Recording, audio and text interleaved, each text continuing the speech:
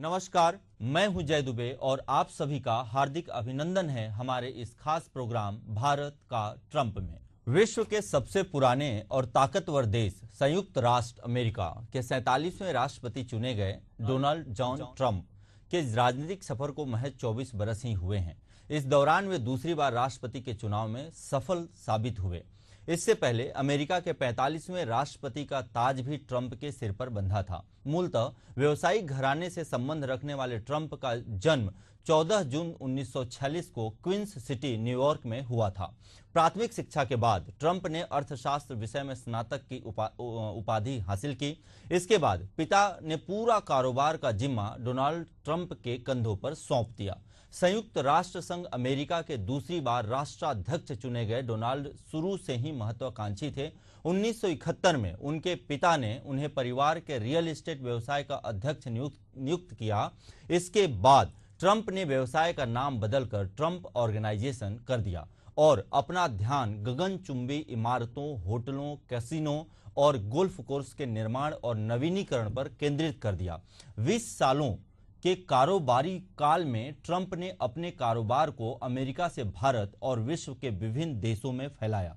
सुन और जानकर आपको हैरानी हो सकती है कि डोनाल्ड ट्रंप का भारत से सालों पहले का कारोबारी नाता है। इतना ही नहीं, ट्रंप का कोलकाता, मुंबई, पुणे और गुरुग्राम में कारोबार फैला हुआ है। ट्रंप टावर के नाम पर कई गगनचुंबी इमारतें डोनाल्ड ट्रंप के ही हैं, जिनकी कीमत शहरों के हिसाब से करोड़ों में है। ट्रंप के इन इमारतों के बारे में जानकारी सामने आई है कि पुणे में 23, कोलकाता में 39, गुरुग्राम में 65 और मुंबई में 78 मंजिला लग्जरी फ्लैट्स वाली इमारत भारतीय रईसों की पहली पसंद में शुमार हैं, जिसके लिए 15 करोड़ तक की राशि खरीदारों ने अदा की है बेहिचक। अब बात करते हैं ट्रंप के राजनीतिक जीवन की, तो यह सफर महज 24 सालों का ही मात्र नहीं है। दरअसल ट्रंप ने 2001 में डेमोक्रेटिक पार्टी ज्वाइन किया और 2008 में अपने सभी पदों से डेमोक्रेटिक पार्टी से इस्तीफा दे दिया। इसके बाद उन्होंने 2009 से रिपब्लिकन पार्टी ज्वाइन की। उनकी लगातार सक्रियता और पब्लिक इमेज को भुनाने के लिए साल 2016 में रिपब्लिकन पार्टी से ही राष्ट्रपति पद के लिए चुनाव लड़ा। चौंकाने वाली हकीकत उनके राष्ट्रपति चुने जाने के तौर पर सामने आई। 20 जनवरी 2017 को ट्रंप ने 45वें राष्ट्रपति के तौर पे संयुक्त राष्ट्र में शपथ लिया। इसके बाद अब एक बार फिर उनकी ताजपोशी की तैयारी 20 जनवरी 2024 में की जा रही है। ट्रंप 2016 में पहली बार राष्ट्रपति बने थे और 2020 में जो बाइडेन से हार गए थे। ताजा नतीजों के बाद ट्रंप दूसरे विश्व युद्ध के पहले ऐसे राजनेता हैं जो 4 सालों के गैप के बाद दोबारा राष्ट्रपति बनेंगे। अमेरिकी इतिहास में ट्रंप पहले लीडर हैं जिन्होंने राष्ट्रपति चुनाव में 2 बार महिला कैंडिडेट को हराया। और इस बात से आप भली भांति वाकिफ हैं कि कमला हैरिस जो हैं वो भारतीय मूल से कहीं ना कहीं संबंध रखती हैं, भारतीय मूल की हैं और वो ट्रंप की दावेदार थीं और वह हार गईं। दिलचस्प फैक्ट यह भी है कि 2016 और 2024 के अलावा कभी भी कोई महिला राष्ट्रपति चुनाव लड़ी ही नहीं और दोनों बार लड़ी और अमेरिका में चुनाव हार गईं। ट्रंप का जन्म 14 जून 1946 को क्वींस की न्यूयॉर्क सिटी में हुआ था। इनके माता पिता का नाम मरियम एनी और फ्रेड ट्रंप था। ट्रंप प्रेस्बिटेरियन ईसाई धर्म को मानते हैं। ट्रंप ने अर्थशास्त्र में डिग्री प्राप्त की है। ट्रंप ने 3 शादियां की हैं। पहली शादी इवाना, पूर्व ओलंपिक खिलाड़ी से की थी। 1977 में हुई यह शादी 1991 तक चली। इसके बाद 1993 में मार्ला अभिनेत्री से जीवन साथी बनाया। 1999 में तलाक ले लिया। इसके बाद 2005 में मेलानिया से शादी की। पहली पत्नी इवाना से Donald Trump junior, Ivanka Trump और एरिक ट्रंप, दूसरी पत्नी मार्ला से टिफनी ट्रंप, तीसरी पत्नी मेलानिया से विलियम ट्रंप नामक बच्चे हुए। फोर्डम्स विश्वविद्यालय और पेंसिल्वेनिया विश्वविद्यालय के Wharton school of finance and commerce से इन्होंने पढ़ाई की। कॉलेज के समय से ही पिता की कंपनी में इन्होंने काम की शुरुआत कर दी थी। स्पेसएक्स और टेस्ला के सीईओ इलॉन मस्क ने इस चुनाव में डोनाल्ड ट्रंप का खुलकर समर्थन किया। आपको बताते हुए यह हैरानी नहीं हो रही है मुझे कि कमला हैरिस के साथ में अमेरिका के सभी बड़े स्टार, आप किसी भी स्टार का नाम ले लीजिए, जितने भी आप बड़े बड़े सक्सेस मूवी देखे हैं या जितने भी बड़े सिंगर ले लीजिए, हर कोई और हर बिजनेसमैन कमला हैरिस के साथ था और उसके बाद भी कमला हैरिस हार गईं और डोनाल्ड ट्रंप के साथ एकमात्र व्यवसायी और उद्यमी जो थे वो एलन मस्क थे और मात्र उनके सपोर्ट से ट्रंप जीत गए। यह इसका मतलब यह है, आशय यह है और अर्थ यह है कि अगर आप पब्लिक के मुद्दे को सामने लेकर के राजनीति में उतरते हैं तो आपके साथ चाहे कैसा भी कारवां हो, जीत हमेशा पब्लिक की होती है। ट्रंप ने यह साबित किया। ट्रंप को 1000 करोड़ रुपए से ज्यादा की फंडिंग भी यहां पे एलन मस्क ने किया है। अब इस बात को लेकर सबसे ज्यादा चर्चा हो रही है कि ट्रंप के जीतने से मस्क का क्या फायदा होगा। मस्क की कंपनी स्पेस एक्स को सबसे ज्यादा लाभ मिल सकता है, कॉन्ट्रैक्ट की संख्या बढ़ेगी, मस्क की कंपनी को हो रही कानूनी अड़चनें कम होगी। अभी मस्क की कंपनियों पर 19 मुकदमे चल रहे हैं। हो सकता है कि इन मुकदमों में बहुत हद तक ट्रंप के कारण उन्हें राहत मिलेगी। ट्रंप प्रशासन में भी मस्क की भूमिका होने की संभावना जताई जा रही है। ट्रंप प्रशासन में भारतवंशी विवेक रामास्वामी, काश पटेल और बॉबी जिंदल को अहम पद मिल सकते हैं। ये एक और दिलचस्प और रोचक बात आपको बताना चाहूंगा कि इस बार भारतवंशी 6 ऐसे नेता हैं, राजनेता हैं संयुक्त राष्ट्र में जो इस बार प्रशासन में शामिल होंगे। यह अभी तक के इतिहास में आंकड़ों में सबसे ज्यादा आंकड़ा है। 2000 में एक भारतवंशी राजनेता थे वहां पे और 2024 के चुनाव में 6 भारतवंशी राजनेता वहां पे चुने गए हैं। ट्रंप खुद उनकी प्रशंसा कर चुके हैं और भारतवंशी की हमेशा प्रशंसा करते रहते हैं। रक्षा और खुफिया क्षेत्र में अनुभव वाले पटेल को भी राष्ट्रीय सुरक्षा से जोड़ने की संभावनाएं बन रही हैं। ट्रंप का भारत से कारोबारी रिश्ता था, इसलिए जो राजनीतिक रिश्तों में आगे अभी भी बढ़ रहा है। बेहद ही खास बात है कि प्रधानमंत्री नरेंद्र मोदी और अमेरिका के नवनिर्वाचित राष्ट्रपति डोनाल्ड ट्रंप के बीच गहरी दोस्ती है। 2017 से 2021 के बीच जब ट्रंप 45वें राष्ट्रपति चुने गए थे तब नरेंद्र मोदी का पहला कार्यकाल चल रहा था। उस वक्त यह वाकया संभवतः लोग भूल गए होंगे जब पीएम मोदी के फोन का ट्रंप ने जवाब नहीं दिया था। अपनी इस गलती का एहसास ट्रंप को जल्द हो गया और ट्रंप ने मोदी के लिए अमेरिका में हाउडी मोदी का आयोजन किया। यहीं से ट्रंप और पीएम मोदी की गहरी दोस्ती की शुरुआत हुई, जिसके बाद पीएम मोदी ने गुजरात के अहमदाबाद क्रिकेट स्टेडियम में नमस्ते ट्रंप का आयोजन कर भारत अमेरिका के रिश्तों को और भी गहरा किया था। ट्रंप अपनी सख्त नीतियों के लिए जाने जाते हैं, हालांकि इसकी वजह से कई बार विवाद में भी वो आ जाते हैं, लेकिन हाल ही में हुए चुनाव में ट्रंप ने जिस तरीके से दूसरी बार बड़ी जीत हासिल की है, इससे यह तो स्पष्ट हो गया है कि अमेरिका में उनकी लोकप्रियता अपने शिखर पर है। वहीं भारत और पीएम मोदी से ट्रंप के रिश्तों की बात की जाए तो वह भारत के पक्ष में है। दरअसल ट्रंप का मानना है कि विश्व में भारत सबसे शानदार देश है, तो मोदी सबसे प्यारे इंसान और राजनेता हैं जिनसे पूरा विश्व प्यार करता है। अभी तक हमने आपको ट्रंप की निजी जिंदगी से लेकर कारोबारी और राजनीतिक इतिहास से रूबरू कराने का प्रयास किया। इस विषय को लेकर आज हमारे बीच देश विदेश की नीति के बेहतर जानकारी रखने वाले रिटायर्ड प्रख्यात आईएएस श्री बीकेएस रे सर हैं और साथ में हमारे प्रधान संपादक एशियन न्यूज के हमारे साथ सुभाष मिश्रा जी हैं। आप दोनों अतिथियों का मैं हमारे प्रोग्राम एशियन न्यूज के भारत का ट्रंप में हार्दिक अभिनंदन करता हूं। पहला सवाल लेते हैं बीकेएस रे साहब से। रे साहब, अब हम सब जानते हैं कि कमला हैरिस ट्रंप जीतिस, ये हमारे सबके सामने आ चुका है। कमला हैरिस के साथ में देश ही नहीं, मतलब अमेरिका ही नहीं, विश्व के बड़ी बड़ी शक्तियां लगी हुई थी कि वह जीत जाएं। लेकिन ट्रंप ने यह साबित कर दिया कि अगर मुद्दे वास्तव में बेरोजगारी के हों, महंगाई के हों, आर्थिक नीतियों का हो, जिसपे अभी की सरकार सही, रिपब्लिकन सरकार सही नहीं उतर पा रही थी, तो देश की जनता पढ़ी लिखी है, समझदार है और वह देश की जनता जानती है कि किसे चुनना है। आपसे सवाल है कि ट्रंप तो अमेरिका में चुने गए, अब इससे विश्व स्तर पर क्या फर्क पड़ना है? ईरान के और इजराइल के युद्ध में क्या फर्क पड़ सकता है रे साहब? रूस और यूक्रेन के युद्ध पर क्या फर्क पड़ सकता है रे साहब? और चीन को कितनी घबराहट हो सकती है, चीन कितना तिलमिला सकता है? इन तीनों ही मुद्दों पर मैं चाहूंगा कि आप प्रकाश डालें। बीकेएस रे साहब। देखिए, डोनाल्ड ट्रंप का जो विजय हुआ, ऐतिहासिक विजय हुआ जी, अमेरिकी राष्ट्रपति चुनाव में, ये इजराइल के लिए बहुत ही उत्साहवर्धक है, क्योंकि इजराइल के जो प्रधानमंत्री बेंजामिन नेतन्याहू, उनके साथ ट्रम्प का एक व्यक्तिगत रिश्ता है। जी। बेंजामिन नेतन्याहू को पूर्व राष्ट्रपति, जो राष्ट्रपति है, जो बाइडेन, डेमोक्रेटिक राष्ट्रपति, जी। उनका समर्थन तो जरूर था। जी। लेकिन कभी कभी जो बाइडेन बेंजामिन नेतन्याहू को रोकने के लिए भी प्रयास किया था, परंतु वो स्थिति थोड़ा अलग हो जाएगी, क्योंकि बेंजामिन नेतन्याहू और डोनाल्ड ट्रंप के बीच में रिश्ता बहुत गहरा है।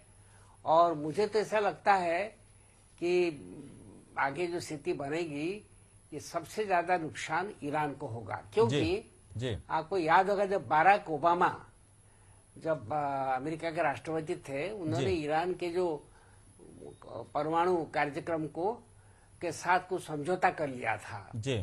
परंतु जैसे ही डोनाल्ड ट्रंप राष्ट्रपति बने, उन्होंने उस समझौता को खत्म कर दिया। ये दिखाने के प्रयास किया कि किसी भी हालत में ईरान के साथ समझौता नहीं होगा।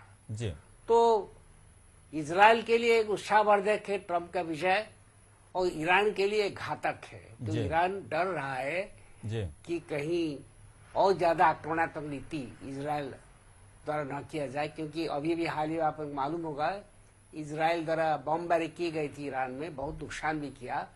अब ईरान धमकी दे रहा है कि प्रतिशोधक मूलक कार्रवाई की करेगी, मतलब इजराइल पर हमला करेगी। लेकिन अभी की स्थिति बदल जाएगी।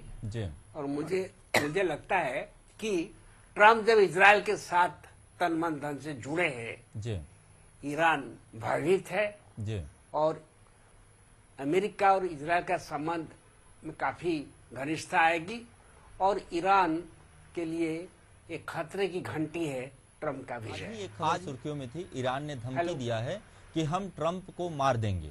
देखिए, कथनी और करनी में बहुत अंतर है। ईरान ऐसा कर ही नहीं पाएगा, क्योंकि अमेरिका का जो खुफिया तंत्र बहुत ही तेज तराट है, और ट्रंप जानते हैं कि उनको नुकसान करने के लिए ईरान प्रयास करेगा। ये तो केवल धमकी है। क्या धमकी को क्रियान्वयन किया गया है, ये मैं पूछना चाहता हूँ। ये केवल धमकी है, और ये धमकी का कोई मतलब ही नहीं है। रे साहब, रूस और यूक्रेन की तरफ चलते हैं। डोनाल्ड ट्रंप ने चुनाव के पहले बड़ी बड़ी सभाएं ली। सभाओं में उन्होंने बड़ा ही साफ साफ कहा था, I will stop the war in 24 hours. क्या लगता है कि वो 24 घंटे में जब राष्ट्रपति पद पर बैठेंगे, तो क्या ऐसी कोई संभावना है कि वो रूस और यूक्रेन के युद्ध को रोक पाएंगे? देखिए, मामला बहुत जटिल है। ट्रंप ने चुनाव जीत लिया, लेकिन औपचारिक रूप से वो शपथ लेंगे जनवरी 20 तारीख को। जनवरी 20 तारीख को औपचारिक रूप से शपथ लेंगे। और अभी जो बाइडेन अभी भी तकनीकी रूप से अमेरिका का राष्ट्रपति है। तो जो बाइडेन का, जो मैं पढ़ा पेपरों में और इलेक्ट्रॉनिक मीडिया में, जो बाइडेन ने कहा कि हम यूक्रेन को मदद देते रहेंगे चाहे कुछ भी स्थिति है, लेकिन ये 2-2.5 महीने के लिए है। ट्रंप वास्तव में चाहते हैं कि यूक्रेन और रूस के बीच में युद्ध बंद हो जाए, क्योंकि ट्रंप का भी पुतिन के साथ एक व्यक्तिगत रिश्ता है। वो जनवरी 20 आने के बाद क्या स्थिति बनेगी, इस पर न देखना पड़ेगा, क्योंकि एक संभावना है, क्योंकि उसको ऐसा कहा जा रहा है कि ट्रंप के जो रणनीति है वो यही है कि वो यूक्रेन पर दबाव डालेंगे। यूक्रेन को जितना समर्थन अभी मिल रहा है उतना नहीं मिलेगा। एक दबाव डालेंगे कि जो कुछ भाग रूस ने हथियार लिया है उस पर वो समझौता कर ले, जीत न पकड़े। और ये भी रूस को कहेगा, जो कर्ज सीरिया में यूक्रेन ने कुछ रूस के जो जगह अख्तियार कर लिया है, अपने कब्जे में ले लिया है, उस पर भी रूस को कहेंगे आप उसका विरोध ना करें। और एक और बड़ी बात बताना चाहूंगा मैं आपको रे साहब, कि इसको बहुत बड़ा मुद्दा बनाया था डोनाल्ड ट्रंप ने। उन्होंने कहा था कि 5 लाख करोड़ रुपए यूक्रेन को अभी तक हम पैसा दे चुके हैं युद्ध स्टार्ट होने से, जिसके कारण आर्थिक बदहाली की स्थिति अमेरिका में बन रही है। तो हम किसी और 2 देशों की लड़ाई में अपनी स्थिति को खराब क्यों करें? इस तरह के बयान भी दे चुके हैं और इसको मुद्दा भी बनाया था डोनाल्ड ट्रंप ने। और उन्होंने कहा था कि मैं मतलब सहायता देना बंद करूंगा और स्टॉप करवा दूंगा 24 घंटे के अंदर। चीन की तरफ बढ़ते हैं रे साहब, चीन में क्या खलबली मची होगी या मच सकती है? जहाँ देखिए, मैंने तो बता दिया कि ट्रंप का नीति यूक्रेन और रूस के बारे में बहुत स्पष्ट है जी। और वो निश्चित रूप से दोनों पर दबाव डालेंगे, यूक्रेन पर जरूर दबाव डालेंगे कि आप यदि कुछ समझौता नहीं करेंगे हम आपको मदद करना भी कम कर देंगे। बंद तो नहीं करेंगे, काफी कम कर देंगे, जो कि यूक्रेन के लिए घातक है। जहां तक अमेरिका और चीन का सवाल है, ये बहुत संवेदनशील प्रश्न है। देखिए, अमेरिका का जो अभी का जो पॉलिसी है वो है ट्रेड वार, मतलब व्यापारिक युद्ध। तो ये ट्रंप ने कह दिया है कि यदि वो सत्ता में आएंगे तो जो चीन से जो माल अमेरिका आता है उस पर वो 60% तारीफ लगा देंगे, 60% तारीफ बढ़ा देंगे। चीन का माल यदि हाँ, ये उन्होंने कहा है, अभी तक किया नहीं है, वो ये बार बार कहा यदि इतना बड़ा तारीफ लगाएंगे तो चीन आर्थिक रूप से अस्त व्यस्त हो जाएगा, बहुत बड़ी मार पड़ेगा चीन के ऊपर। क्योंकि और ये चीन के जो अंदर जो राजनीति के ऊपर भी, सामाजिक जीवन पर भी काफी असर पड़ेगा। तो ट्रंप चीन के साथ युद्ध डायरेक्टली नहीं करना चाहेंगे। वो चाहते हैं कि युद्ध से नहीं, चीन को व्यापारिक दबाव से चीन को हम मात दे सकते हैं। तो यदि चीन का जो चीन से जो यहाँ आता है अमेरिका को माल, उस पर यदि 60% तारीफ लगा देते हैं तो मुझे भय है कि चीन भारी संकट का सामना करना पड़ेगा। अगला सवाल लेते हैं। इसीलिए आपने देखा होगा। अरे साहब बताएं प्लीज। हाँ, मैं ये कहना चाहता हूँ कि चीन और अमेरिका बीच में जो संबंध है वो हमेशा तनावपूर्ण रहा है। परंतु ताइवान के प्रश्न पर थोड़ा डोनाल्ड ट्रंप का रुख अलग है। वो ताइवान को भी कहते हैं कि तुम अपने को मजबूत बनाओ, स्वयं की सुरक्षा पर ध्यान दो, हम व्यापारिक मुद्दों को लेकर के चीन को अस्त व्यस्त कर देंगे। यदि चीन से आयातित माल पर 60% तारीफ लगाया जाता है, शुल्क लगाया जाता है, तारीफ तो शुल्क लगाया जाता है, तो चीन के लिए एक खतरे की घंटी है। इसीलिए आपने देखा होगा जैसे ट्रंप ने चुनाव जीत लिया, जिस उत्साह के साथ चीन के राष्ट्रपति शी जिनपिंग ने ट्रंप को स्वागत किया, ट्रंप के बारे में बहुत अच्छा कहा, वो हमारे बड़ा मित्र है, ये चीन के लिए एक शुभ संकेत है। चीन भयभीत है। ट्रंप के विजय के बाद चीन भयभीत है, क्योंकि चीन के राष्ट्रपति शी जिनपिंग का अनुमान है कि ट्रंप आर्थिक रूप से चीन को पूरा पंगु बना देंगे, ध्वस्त कर देंगे, ये भय है। अगला सवाल लेते हैं हमारे प्रधान संपादक सुभाष मिश्रा जी से। सुभाष मिश्रा जी, समझना चाहेंगे आपसे, मोदी और डोनाल्ड ट्रंप गहरे मित्र हैं। 2017 के बाद उनकी जो मित्रता गहराई वो बहुत अच्छी रही और दोनों एक दूसरे को बहुत सपोर्ट करते नजर आए। कई मायनों में और कई जगह हमने ऐसा देखा, कई सम्मेलन में हमने ऐसा देखा कि लोगों के भीड़ से हट के दोनों नेता आपस में कुछ न कुछ गुफ्तगू करते, हंसते, मुस्कुराते, खिलखिलाते देखे गए, जिससे कि यह क्लियर रहा कि दोनों के बीच में एक अच्छी गहरी दोस्ती और सोच समझ बन गई है। क्या लगता है आपको कि अब जब डोनाल्ड ट्रंप वापस से राष्ट्रपति बनेंगे तो प्रधानमंत्री नरेंद्र मोदी का भी कार्यकाल अभी 4.5 साल बचा हुआ है और अब राष्ट्रपति भी वो कंप्लीट 4 साल के लिए रहेंगे अपने डोनाल्ड ट्रंप, तो क्या लगता है आपको कि यह हम भारत के लिए, जो हमारा प्रोग्राम का नाम भी है भारत का ट्रंप, यह भारत के लिए भारत का ट्रंप कैसे साबित होगा? देखिए जय जी, दरअसल जो मोदी हैं और ट्रंप हैं जी, वो वैचारिक रूप से जो जिसको कहते हैं राष्ट्रवाद जी, इस पर वो दोनों की राजनीति है जी। वो अगर अमेरिका में नस्लवाद के खिलाफ अगर हमने देखा कि डोनाल्ड ट्रंप ने जिस तरह की बात की, कई बार मोदी जी यहाँ के चुनाव में उसी तरह की बात करते हैं, तो वैचारिक स्तर पे देखें तो वो दोनों आसपास दिखते हैं। दूसरी बात कि अमेरिका में जिस तरह की भारतीय समुदाय है, या जैसा कि अभी रे साहब कह रहे थे कि चीन का व्यापार, भारत जो है आज की तारीख में सबसे बड़ी आबादी है और भारत में जिस तरह का व्यापार है वो व्यापार कहीं ना कहीं अमेरिका जानता है कि ये बहुत बड़ा उपभोक्ता समाज है। तो निश्चित रूप से अगर हम डोनाल्ड ट्रंप की बात करें तो गुड़गांव से लेके दिल्ली से लेकर पूना से लेके बंबई तक में उनका खुद का अपना व्यापार फैला हुआ है और उनके लिए एक सबसे बड़ा उपभोक्ता बाजार भारत है। चीन जो हमारा पड़ोसी राष्ट्र है, जिससे हमारे बहुत अच्छे संबंध नहीं है, और चीन कहीं ना कहीं अमेरिका जानता है कि आर्थिक रूप से जो अभी बात कर रही थी कि ट्रेड वार हुआ, तो ट्रेड वार में अगर चीन को कमजोर करना है तो भी भारत की जरूरत है, पाकिस्तान को दबा के रखना है तो भी भारत की जरूरत है।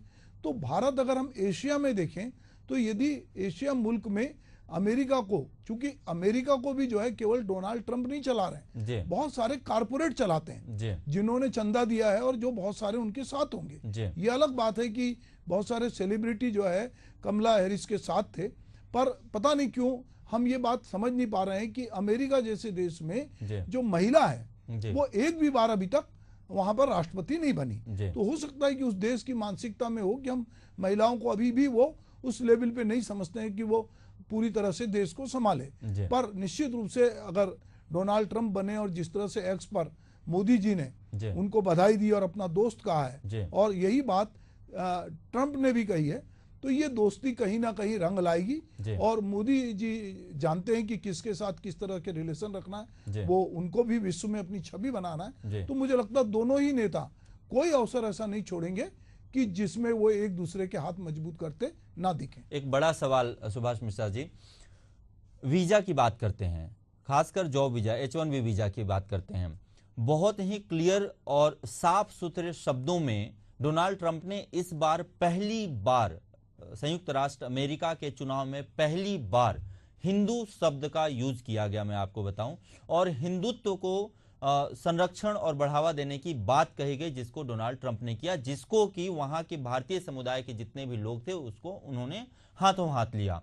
क्या उम्मीद है, जो कि वीजा एक सबसे बड़ा संकट है, बहुत सारे भारतीय अमेरिका जाना चाहते हैं, बहुत सारे को ख्वाबों में सपनों में है कि वो अमेरिका जाएं और वहां जाके जॉब करें, क्या आपको लगता है कि कुछ नीतियों में और जो भी नियमावली है उसमें कुछ बरती जाएगी जिससे कुछ समाधान मिलेगा, या कुछ ईज ऑफ प्रोसेस किया जाएगा H1B वीजा में? देखो, दरअसल जो हिंदू की बात थी वो बांग्लादेश में जिस तरह से हिंदुओं पे हमले हुए थे उसको लेकर डोनाल्ड ट्रंप ने ये बात की थी कि बांग्लादेश में जो हिंदुओं के साथ हो रहा है वो ठीक नहीं हो रहा है, दूसरी बातचीत की थी। और जैसा कि मैंने कहा कि पूरे दुनिया में इस समय भारत के लोग सब जगह हैं, अमेरिका में, पर जब आएगी अपने देश के हित की बात, तो जब वो अपने ही देश में अपने अश्वेत लोगों को जो है वो उस तरह से तवज्जो नहीं दे रहे हैं, तो जब स्थानीय राजनीति आती है और वहां की बेरोजगारी की बात आएगी या वहां के लोगों की बात आएगी, तो कहीं ना कहीं ऐसा नहीं होगा कि वो भर भर के, जैसा आपने कहा कि हर भारत में जो पढ़ा लिखा आदमी, जो खास करके सॉफ्टवेयर इंजीनियर है, जो बड़ा आदमी, उसको अमेरिका उसके ख्वाब में है, और उसको लगता है कि मुझे अमेरिका में डॉलर में पैसे कमाना है और वो अमेरिका जाना चाहता है। पर कोई भी देश, कहीं दुनिया का कोई भी देश हो, बहुत सारे देश भी चेता रहे हैं अब कि वो कहीं ना कहीं ऐसी पॉलिसी बनाएंगे। अगर हम ब्रिटेन को भी देख रहे हैं कि अब वो धीरे धीरे बहुत सारे देश ये बात कर रहे हैं कि आप हमारे देश में, हम अपने देश में क्या बात कर रहे हैं, हम भी तो यही बात कर रहे हैं कि बांग्लादेशी नहीं चाहिए हमको वो नहीं चाहिए, हमारे देश में हमको अपना रोजगार चाहिए। तो ठीक है, मित्रता अपनी जगह होगी, पर मुझे लगता है कि वो बहुत उदार होके वीजा देंगे ऐसा तो मुझे नहीं दिखता है। अगला सवाल लेते हैं रे साहब से। एक और सवाल आपसे करना चाहेंगे रे सर, भारत के लिए ट्रंप जो हैं, वो भारत का ट्रंप क्या क्या करके साबित हो सकते हैं?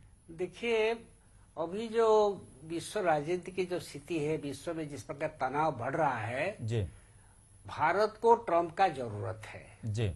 और ट्रंप जानते हैं कि भारत और चीन कभी कभी साथ साथ नहीं चल सकते, भले बातचीत होती रहेगी, क्योंकि भारत और चीन के बीच में मूलभूत अंतर है, उनके विचारधारा में अंतर है, उनके व्यवहार में अंतर है। तो ट्रंप को चाहिए एशिया पैसिफिक क्षेत्र में भारत का सपोर्ट ट्रंप को चाहिए। तो अभी क्या स्थिति बन रही, मैं जैसा अनुमान लगा रहा हूं, एक तरफ हो जाएंगे ऑस्ट्रेलिया, जापान, दक्षिण कोरिया और भारत, ये चारों का एक संगठित जो गुट होगा, ये चीन के खिलाफ काम करेगा। और ट्रंप इस स्थिति को किस प्रकार हैंडल करेंगे, किस प्रकार करेंगे, वो तो आगे देखने की बात है। परंतु जब चीन और भारत के बीच में कोई किसी को सपोर्ट देना है, तो ट्रंप हमेशा भारत के लिए रहेंगे। एक्चुअली भारत में उपभोक्ता जो बाजार है बहुत बड़ा है। दूसरी बात है, ट्रंप और नरेंद्र मोदी जी के बीच एक व्यक्तिगत संबंध है, रिश्ता है, जो कि ट्रंप और चीन के राष्ट्रपति शी जिनपिंग के बीच में नहीं है। और एक स्थिति भी आ रही है कि भारत, इजरायल और अमेरिका, ये तीनों भी नजदीक आ सकते हैं जी। तो ट्रंप को भारत की जरूरत है, वो भारत को ट्रंप का भी, क्योंकि नरेंद्र मोदी जानते हैं कि अमेरिका में काफी भारतीय है जिन्होंने अमेरिका के आर्थिक तरक्की के लिए काम किया है, काम भी अभी कर रहे हैं जी। तो अमेरिका के सहायता से, अमेरिका की सद्भावना से नरेंद्र मोदी भी चाहेंगे कि भारत का आर्थिक विकास हो। और मुझे ऐसा लगता है कि जैसे जैसे ट्रंप और मोदी एक दूसरे के नजदीक हो जाएंगे और अधिक नजदीक हो जाएंगे जी। तो भारत के लिए आर्थिक दृष्टि से शुभ संकेत है। परंतु मेरा साथ साथ यह भी कहना है, ट्रंप की जो विचारधारा जी, उसको cannot be taken for granted, जी, क्योंकि ट्रंप कभी कभी बदल भी सकते हैं। रे साहब, बहुत बहुत धन्यवाद। समय की बाध्यता है, मैं बहुत ही शुक्रगुजार हूं, धन्यवाद ज्ञापित करता हूं आपको। आपने अपना बहुत बहुमूल्य समय निकाला और हमारे प्रोग्राम मुद्दा में शामिल हुए। और इस प्रोग्राम में सुभाष मिश्रा जी, आपका भी बहुत बहुत धन्यवाद। आप दोनों ने समय निकालकर बहुत ही अच्छे और बहुत ही सजे ढंग से अपने व्यक्तिगत विचार इस मुद्दे पर रखा, भारत का ट्रंप। आखिर बहुत बड़ी बात है। बहरहाल यह देखने का विषय होगा, इसमें कहीं कोई दो राय नहीं है कि संयुक्त राष्ट्र अमेरिका विश्व की सबसे बड़ी शक्ति है हर हिसाब से आज की स्थिति में। भारत के लिए यह एक अवसर बन सकता है। ट्रंप और मोदी के कार्यकाल संपूर्ण मिलेंगे, यह कैसे अवसर बन सकता है और भारत तीसरी सबसे बड़ी अर्थव्यवस्था कैसे बन सकती है यह देखने का विषय होगा। ऐसे में पीएम मोदी की रणनीति और राष्ट्रपति ट्रंप से दोस्ती भारत के भविष्य के लिए बेहद जरूरी भी है। इस खास मसले पर चर्चा को यहीं विराम देते हैं और उम्मीद करते हैं कि भारत का ट्रंप वास्तव में डोनाल्ड ट्रंप साबित हों और आने वाले भविष्य में यहां से अमेरिका जाने के लिए, खासकर भारत से अमेरिका जाने के लिए मोदी और ट्रंप के बीच में कुछ ऐसे नियमावली हों या कुछ ऐसे उदारवादी नीति बने जिससे आसानी से भारतीय मुल्क के लोग अमेरिका में जा सकें और जॉब या व्यापार कर सकें। इसी के बीच में हमारे सभी एशियन न्यूज के दर्शकों का बहुत बहुत धन्यवाद इस खास प्रोग्राम को देखने के लिए। बने रहिए हमारे साथ। नमस्कार।